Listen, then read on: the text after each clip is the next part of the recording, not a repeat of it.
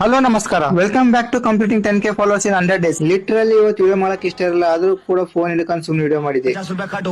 ಈ ಸಿಗ್ನಲ್ ನನಗೆ ಏನ್ ದುಸ್ಮನೆ ಅದು ಗೊತ್ತಿಲ್ಲ. ಯಾವಾಗ ಬರ್ತೀವಿ ನಾವು ಸಿಗ್ನಲ್ ಹಾಕಿ ಇರುತ್ತೆ. ಸ್ವಲ್ಪ ಮುಂದೆ ಬಂದಿವಿ, ಇಲ್ಲಿ ನೋಡಿ ಇಬ್ಬರು ಡ್ರೈವರ್ಸ್ ಕಲ್ಸ್ ರೇಸ್ ಹಚ್ಚಲತ್ತಾರೆ. ಫೈನಲಿ ಅದು ಬಸ್ ವಿನ್ ಆಯ್ತು, ಅದು ಬಸ್ ಮುಂದೆ ಆಯ್ತು.